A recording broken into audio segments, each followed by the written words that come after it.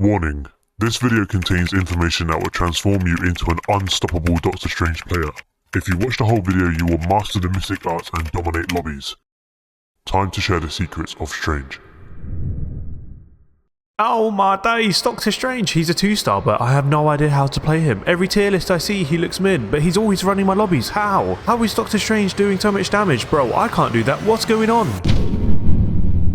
If this sounds like you, then you've come to the right place. Alright, listen, if you're still sleeping on Doctor Strange and Marvel Rivals, you're missing out on one of the most impactful tanks in the game. This guy isn't just some shield bot standing out in the front line, bro. He's out here controlling space, shutting down ults, teleporting entire teams across the map, and turning lost fights into wins. But don't get it twisted, this ain't a pickup and vibe character. Although he's a 2-star, there's a lot more depth to his abilities and management than meets the eye. So if you're trying to actually carry games with Strange, understand how it really works, then this one is for you. I'm currently sitting at a 76% win rate with Strange while solo queuing, having hit Celestial. This guy is crazy good, and it's about time I share the secret sauce. We're going to be going through abilities, damage and combos, shield tech, TP fundamentals, survivability, Maelstrom management, Agamotto, matchups. I know, quite a lot, right? Gameplay loop, controller settings. We're going to be covering a ton of information. This video is going to be timestamped, but I highly recommend you watch the whole video because I guarantee you will learn something new when it comes to Strange. This guide took me ages to make, so if you found it useful, if you like the content, hit that like, sub if you're new. Enough yapping, let's get into it.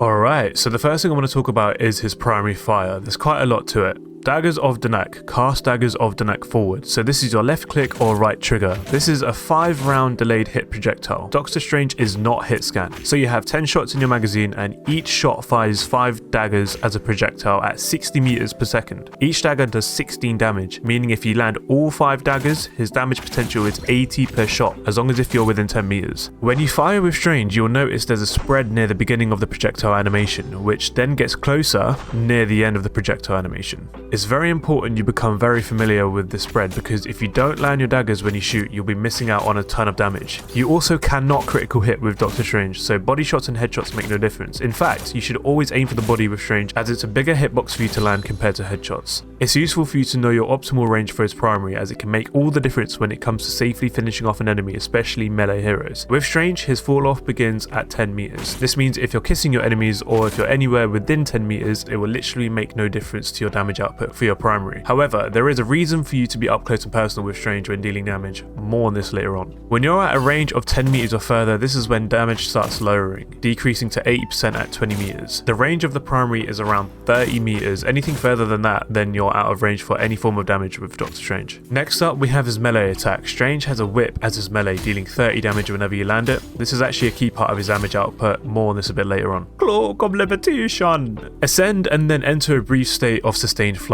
So this is your shift or L1 LB. Essentially you pop this thing, Strange flies up in the air and you can go up and down whilst in midair. You can also primary fire, melee and pop your shield. You can also cancel this ability whenever you want, with one of the most recent patches letting him gain momentum when cancelling shortly after ascending. You can also use this ability in any direction you want, so like forwards, backwards, sideways, etc. Really good mobility tool to use. You can stay in midair for a total of 6 seconds with the cooldown being 12 seconds. Maelstrom of Madness. Release dark magic to deal damage to nearby enemies. Every time you use your primary or your melee, you generate Maelstrom, which is indicated via the Maelstrom meter, which is below your crosshair. Strange can release the accumulated dark magic as a blast of energy that damages all enemies in close proximity. This is essentially an AoE damage tool. Whenever you press E or R1, RB, this will blast damage out of Strange, given that you have built up some of your Maelstrom. Think of Maelstrom meter as a power meter for your blast. The higher you have your Maelstrom meter when popping your Maelstrom, the harder it will hit, with a max damage potential being 130 if you pop it with the meter being at 100. The range of this attack is 8 meters with the cooldown being 6 seconds. It's also worth mentioning that during your meter build up, if you stop dealing damage, the dark magic will dissipate over time. Next up, we have the Shield of Seraphim, one of the most important elements of this guy's kit. Create a protective barrier against damage. This is your right click or left trigger. Very similar to Reinhardt from Overwatch, you can put his shield up and down whenever you want. You can look around and move about with the shield up. The shield has 800 HP. You can see the HP bar of the shield above your crosshair when you have it up. You can also see the HP of the shield on the left hand side of the screen whenever you put it down. Really important for you to take note of your shield's health at all times. The shield has a ton of use, we'll cover some of this a bit later on. You can shield off incoming projectiles and hit scans, but just take note, you can't block melee attacks with this shield. Any form of melee will just do full damage to Strange regardless of his shield being up. The shield has a cooldown of 3 seconds if completely broken, with the shield regen rate being 60 per second. Whenever you have the shield down, you'll notice the regen will automatically start after a brief delay. Ideally, you never want to be in a situation where your shield is broken. You always want to leave a tiny amount of shield available to then begin regen to avoid the 3-second cooldown delay. Also, you need to hold whichever key or button is binded to this ability. There is no setting to toggle this. So if you want to hold your shield up, you just need to hold the button down. When letting go, the shield gets taken down. But yeah, there's some extra source to share later on around his shield utility. Alright, one of the best abilities in the game is Strange's Teleport, aka TP. If there's one thing you learn from this guide, please learn this. I don't care if you're not a tank main, whatever. Every single person who plays this game should know how to do his TP, as it's what can save games. The amount of times I've made a switch to Strange, even when playing support to set up a TP, to then go back into the fight and bring my whole team back, bro, this literally can save the day. So to do this, you pop your TP by pressing F or triangle or Y. Strange becomes static even when in midair, and you're given freedom to pick any 2 locations on the map and link them with portals. This allows players and projectiles to travel through them. Okay, so just a few things. When you have the TP set up, you can actually use either side of the portal to go in and out. It's essentially a dimensional mirror for each side of the specific points that are set. When you pop your TP, the opening portal is automatically positioned. So for you to change this, you can actually reposition and set your entry point, and then you can go ahead and set the exit point. You can also cancel your TP, but if you do that, it will still be put on a cooldown. The duration of the portal is 20 seconds, and the cooldown is a whopping 180 seconds, which also persists between respawns and your teammates, in case anyone switches to Strange, so it's really important for you to manage this. You are vulnerable when you're doing your TP, and annoyingly, you can get stunned out of it. So for example, Luna can freeze you or Spider-Man can web you. Also, if you come out of your spawn and pop your TP straight away to just come back into the fight, which mostly every single one of us does, yeah, you need to be careful, because if the enemy team manages to push you back into the spawn room, this will also cancel it. So for example, an Invis or Jeff can push you back into the spawn, cancelling your TP, and then yeah, it might be wraps. We then have Strange's passive ability, which is Price of Magic.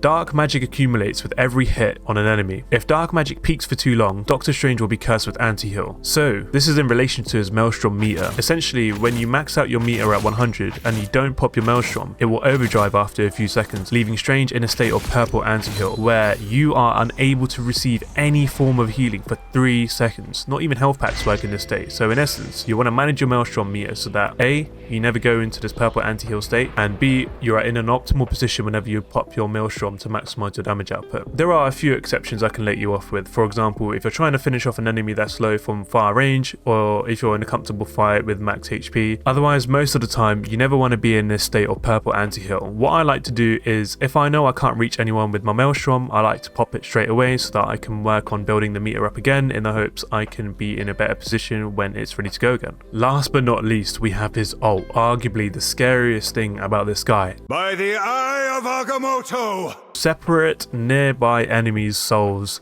from their bodies. Bro, damage dealt to these souls is transferred to their physical bodies. This is crazy. This will have its own section, but again, just to quickly cover, this is an AoE stun that lasts for 3 seconds. Stunned enemies are unable to use any abilities, and their souls becomes additional hitboxes for damage. The range of this ult is 10 meters, with the cost being 3,100. This is honestly one of the best ults in the game, and it is pure disrespect.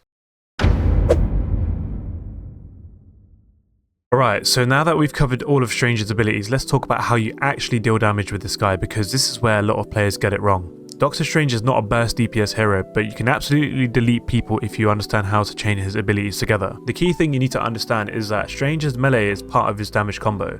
A lot of people actually completely ignore this, but your melee is actually one of the fastest ways for you to build Maelstrom and maximize your damage output. If you land all of your daggers before a given shot, you will generate around 17 Maelstrom. If you land a melee, this will generate 10 Maelstrom. Also, if you hit multiple enemies with your melee, this will stack. So for example, if I hit both of these bots here with my melee, you can see here that I've generated 20 Maelstrom. Theoretically, if I was to land a melee on all 6 enemies, this should generate 60 Maelstrom, which is truly madness. So the most basic combo you should always be doing is primary melee, primary melee. Every time you fire your daggers, you should always be weaving in a melee straight after. The reason for this is that there's a slight delay between Strange's primary shots, which means you can sneak in a melee without slowing down your overall damage. So instead of doing primary, primary, primary, you should always be doing primary melee, primary melee, primary melee, etc. This does more damage and also builds up your Maelstrom meter significantly faster. Once you start doing this consistently, you'll notice your Maelstrom meter filling up way faster. Now if you want to get real techie with it, you can actually fit in a shield pop after the melee to maximize your damage mitigation. It'll look something like this.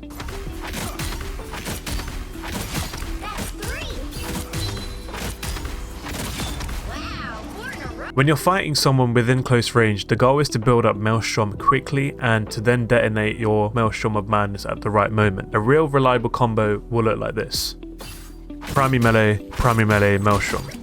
If you land your daggers and melee hits, this combo usually deals a lot of burst damage, and in a lot of situations it's enough for you to finish off squishy heroes. The important thing is positioning. Remember earlier I mentioned there's a reason why you want to be within 10 meters? This is it. Your Maelstrom has a range of 8 meters, so if you're too far away, you'll build the meter but won't actually be able to hit anyone within it. So when you're about to pop your Maelstrom, you always want to make sure you're close enough to the enemy team to get value from it. Also, if you know that you're going to finish off an enemy and you have Maelstrom, you can save it and pop it to the next enemy you're going to attack. Really good stuff. But yeah, as mentioned before, if you want to charge Maelstrom as fast as possible, just keep repeating the rhythm. Primary melee, primary melee, primary melee. This constant cycle lets you build Maelstrom quickly, apply constant pressure, and force enemies to back up. And once your meter hits around 80 to 100, that's when enemies should start getting very nervous, because if you get close enough and pop your Maelstrom, they're about to get a massive burst of AoE damage. Another really good use of your combo is punishing heroes that dive in on your back line. So if someone jumps into your support, you can step in and immediately do primary melee Maelstrom. Because they're already close to you, they'll most likely get hit by the Maelstrom blast. Anyone who tries to dive your supports risks getting chunked instantly. Now, when you combine all of this with your ultimate, things get really scary. When you use your Eye of Agamotto, enemies are stunned and their souls separate from their bodies. This means they now have 2 hitboxes. One of the easiest ways for you to get into the enemy team is by using your levitation cancel. You literally slingshot yourself towards your enemy team whilst popping your ult. So if you hit both the body and the soul with your abilities, the damage basically doubles. Because of this, the best combo during your ultimate is primary melee Maelstrom, and also just by getting hit by the Eye of Agamotto, that does 60 damage. If both the body and the soul are inside your Maelstrom radius, the damage stacks and it can absolutely delete people during the stun. This is why Stranger's ultimate is considered one of the strongest tank ultimates in the game. If a team follows up where enemies are stunned, you can easily win an entire fight.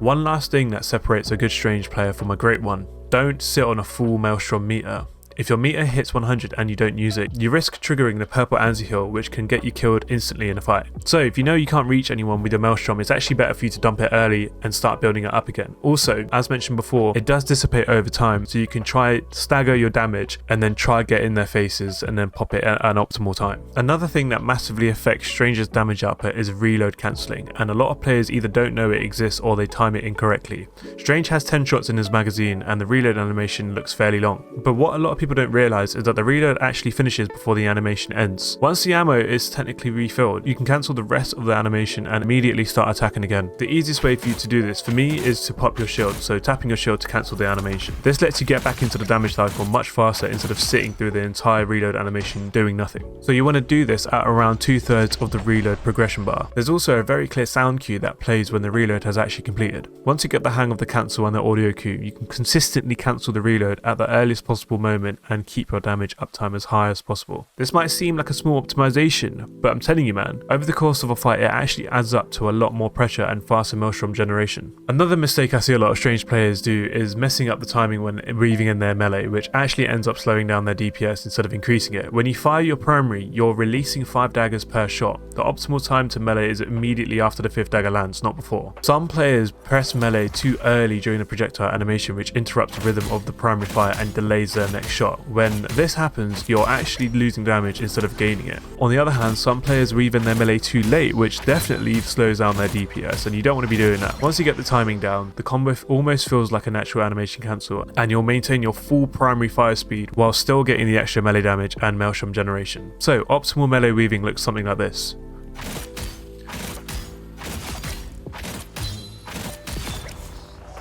Getting these timings right is extremely important because both primary hits and melee hits generate Maelstrom. The faster you cycle through this attack pattern, the faster you're building towards your Maelstrom blasts. When you combine proper melee weaving and reload cancelling, Strange suddenly becomes much more dangerous in extended fights. You're dealing more consistent damage, building Maelstrom faster and putting constant pressure on the enemy team instead of giving them a breathing room during reloads.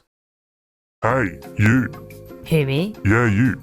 If you like what you're seeing, smash that like. And also, most of you aren't even subbed to me. If you want to come back for more, if you want to see more content like this, hit that sub button. I don't know, maybe I'll do something like an invis or Magneto guide. Yeah, this guide took me ages, man. This took me ages. I don't know. Anyway, on to the next part of the video. Alright, now let's talk about his shield, because this ability is honestly where a lot of the skill expression with Strange comes from. On paper, it's just an 800 HP barrier, but the way you use it can completely control the tempo of a fight. One of the biggest things you want to learn is shield cycling. Instead of holding the shield up permanently, you should constantly be toggling it up and down depending on incoming damage. This lets your shield regenerate while still blocking key bursts of damage. If you just sit there holding the shield the entire time, it's going to break very quickly, and then you're stuck waiting through the cooldowns with zero protection. Also, although it's 800 HP, it can technically protect you from any amount of damage at a burst as long as if it's not a melee. For example, Wonder's ult. Another really good trick is body cycling with your shield. Instead of always blocking damage with your shield, you should actually take body shots within reason, then put your shield back up once the pressure increases. This allows your supports on your team to heal you instead of just healing nothing, which helps them build their ultimate charge faster. If you constantly block everything with your shield, your supports don't actually get much ult charge during the fight. It's a small optimization, but during the course of a match, it dramatically speeds up your team support's ult economy. This is how you need to think as a Strange player. These sort of things separate the average to the outstanding. If you're running Strange alongside with another shield tank, you always want to stagger your shield usage. If both of the shields are up at the same time, the enemy team can just burn through both of them and suddenly your entire front line collapses. Instead, try to offset the shield timings. Let one shield absorb pressure first, then bring up yours once the other one starts getting low and let them regen and get their cooldowns back. This keeps your team protected for much longer and makes it much harder for the enemy team to break through.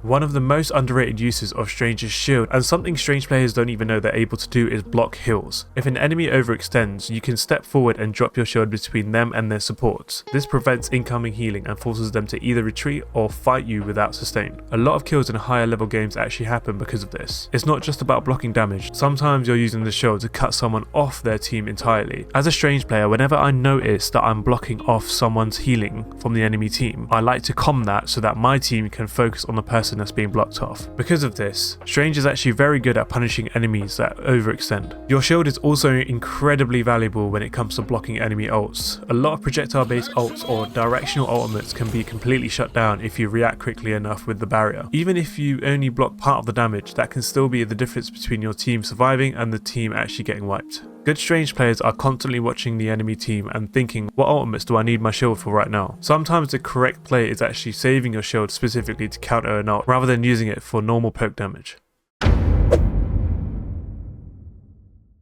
Now, let's talk more about his TP, because this is where Strange goes from being a normal tank to someone who can literally win games with a single ability. You already know the basics of placing a portal, but the real value comes from when and why you use it. The most important mindset to have is knowing that the portal equals another team fight. Because of how long the portal stays active, it allows your team to reposition, re-engage, or return to the objective much faster than the enemy expects. One of the most clutch plays you can make with Strange happens during the final moments of a match. If the fight is clearly lost and you know your team is about to be wiped, sometimes the best play to actually intentionally die early. Swap to Strange if you're not already on him, and then portal your entire team back into the fight from spawn. This can instantly give your team one final full recontest when the enemy thinks the game's already over. You'll see this happen a lot at higher level matches. Even if you're playing DPS or support, if you die first during an endgame fight and Strange is available, switching just to place a portal can genuinely save a match. Your teammates can even adjust their picks after if needed. The important thing is giving your team that extra chance to fight for the objective.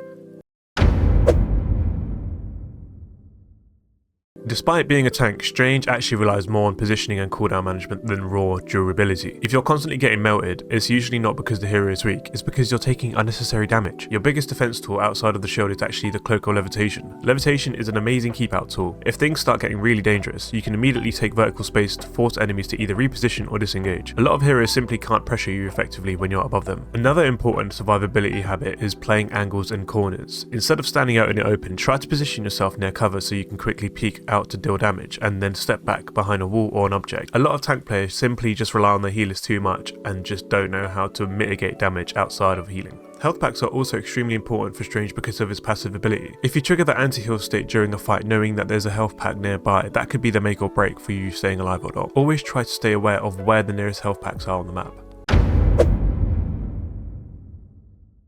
Now, let's talk about the Eye of Agamotto, because this ultimate is honestly one of the most terrifying tank ults in the game. 3, 2, 1.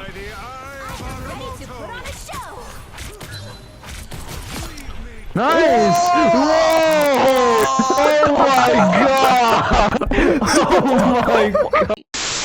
When used properly, it can completely shut down an entire team push or instantly swing a team fight in your favour. One thing that a lot of people don't realise is that Strange can actually play like an assassin with his ultimate. If you manage to catch a group of enemies off guard, especially their backline, enemies hit by the eye are stunned for 3 whole seconds, which is a massive window for you to completely delete your enemies. That being said, you do need to be careful when using his ult. Firstly, Strange has a very long startup animation with the sound cue. By the eye of Agamotto! The enemy can easily react to this even if they can't see Strange. The cast animation is fairly long and the voice line is very obvious, which means experienced players will try to interrupt it with crowd control or a stun. If you get stunned, frozen or otherwise CC during the startup, the ultimate can be completely cancelled. Enemies can also block it with shields if they position correctly. Because of this, it's usually best to look for moments where the enemy team is distracted, grouped up or low on cooldowns before committing to the ult. Another powerful use of Strange's ult is interrupting enemy abilities and ults. Because enemies are stunned during the effect, you can cancel certain dangerous abilities right as they start out. Timing this correctly can completely shut down what would have been a huge play from the enemy team. If you can get it right, you can actually stun enemy supports during their ultimate startup animations, completely shutting down their ult, for example Cloak and Dagger.